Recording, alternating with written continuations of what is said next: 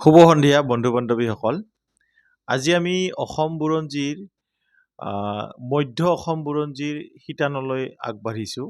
ইতিমধ্যে আমি পুৰণি অসম বুৰঞ্জী, প্ৰাক ঐতিহাসিক অসম বুৰঞ্জীৰ বিষয়ে আমি 4টা খণ্ডত বিভিন্ন ধৰণৰ আলোচনা কৰিছোঁ। আজি পঞ্চম খণ্ডত আমি মধ্য অসম বুৰঞ্জীৰ বিষয়ে কিছু কথা আলোচনা কৰিম।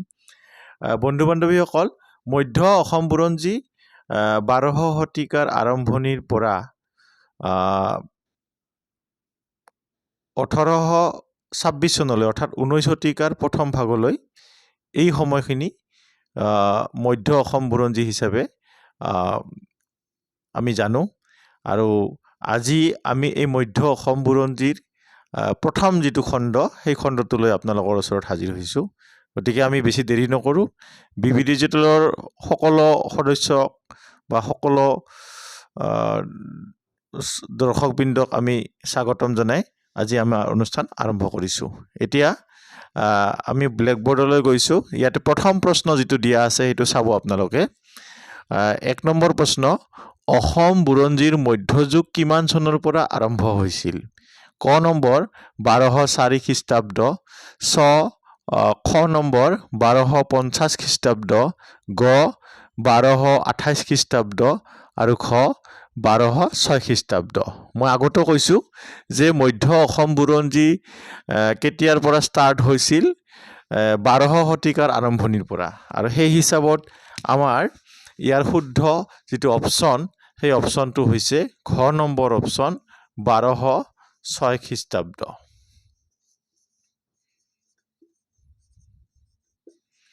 এতিয়া আমি 2 নম্বৰ প্ৰশ্নটোলৈ আহিছোঁ। 2 নম্বৰ, অসম আক্ৰমণ কৰা প্ৰথম মুছলমান আক্ৰমণকাৰী কোন আছিল? ইয়াতে অপশ্যনকেইটা চাই ল'ব।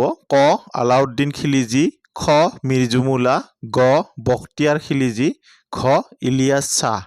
ইয়াৰে শুদ্ধ অপশ্যনটো হৈছে গ বখতিয়াৰ খিলিজি। গ বখতিয়াৰ খিলিজি।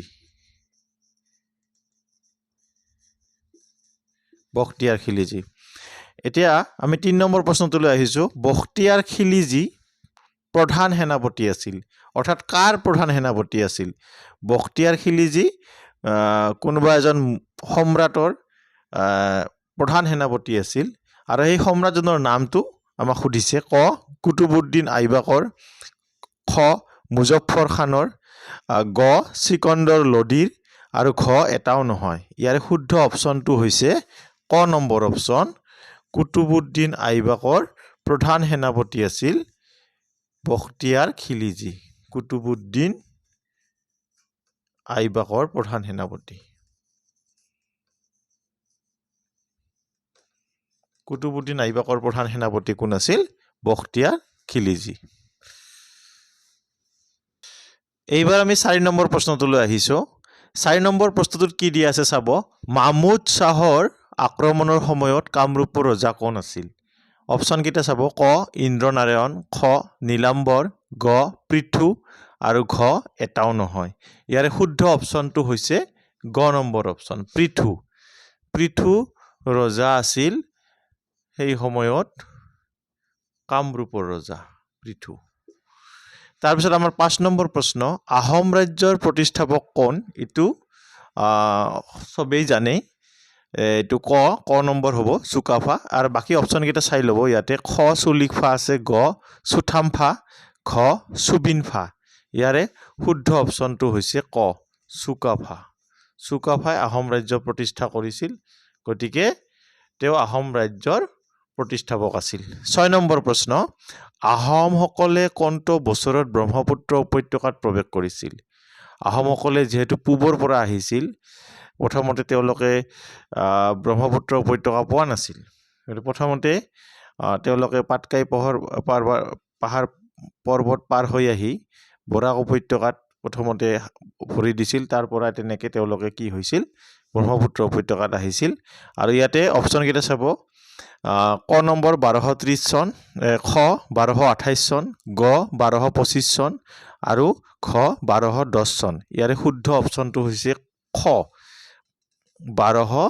28 চনত তেওঁলোকে ব্ৰহ্মপুত্ৰ উপত্যকাত কি কৰিছিল প্ৰৱেশ কৰিছিল 1228 চনত বন্ধু বান্ধৱীসকল এতিয়া আমি 7 নম্বৰ প্ৰশ্নটোলৈ আহিছো ইয়াতে আহোম ৰজাৰ প্ৰধান ৰাণী কি বুলি জনা যায় অপচন কেইটা চাব ক তামুল কুঁৱৰী খ পৰ্বতীয়া কুঁৱৰী গ বৰকুঁৱৰী আৰু খ ৰৈডঙীয়া কুঁৱৰী ইয়াৰে শুদ্ধ অপচনটো হৈছে বৰকুঁৱৰী আহোম ৰজাৰ প্ৰধান ৰাণীক বৰকুঁৱৰী বুলি জনা যায়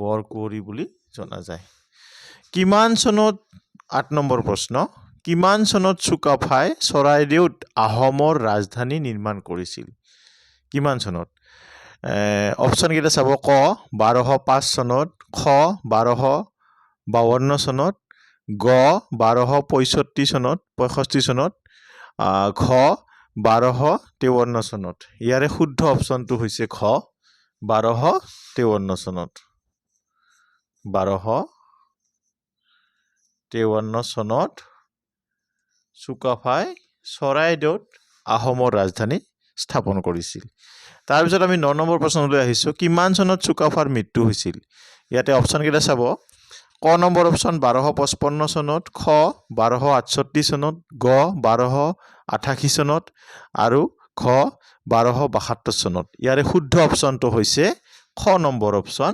1268 চনত 1268 চনত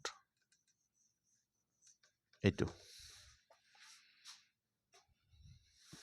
বন্ধু বান্ধৱীসকল এতিয়া আমি 10 নম্বৰ প্ৰশ্নলৈ আহিছো চুকাফা অসমলৈ অহাৰ সময়ত মৰাণৰ ৰজা কোন আছিল মৰাণত তেতিয়া স্থানীয় শাসনকৰ্তাই শাসন কৰিছিল জনজাতীয় ৰাজ্য আছিল মৰাণখন আৰু তাতে কোন ৰজাই শাসন কৰিছিল ৰজাজনৰ নাম কি আছিল ক নম্বৰ ঠাকুমথা খ মাউলিং গ বাদৌচা খ এটাও নহয় ইয়াৰে শুদ্ধ অপচনটো হৈছে গ নম্বৰ অপচন বাদৌচা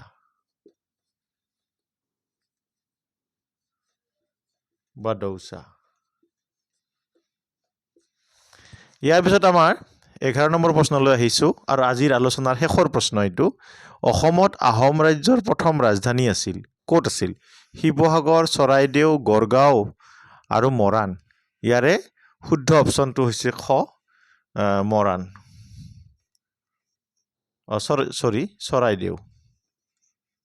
চৰাইদেউ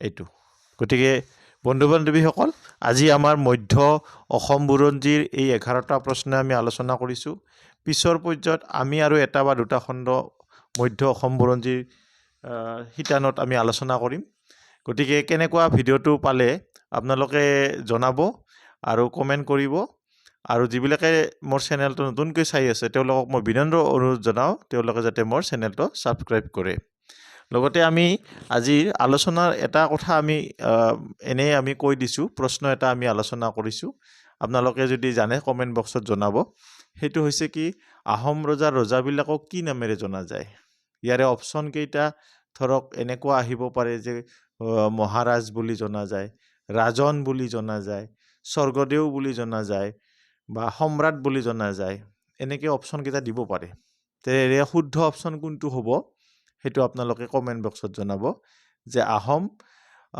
ৰাজ্যৰ ৰজাবিলাকক কি উপাধিৰে জনা যায় বা কি বিশেষণৰে তেওঁলোকক মাতে তাৰ মানে এইটো গতিকে এইটোৱে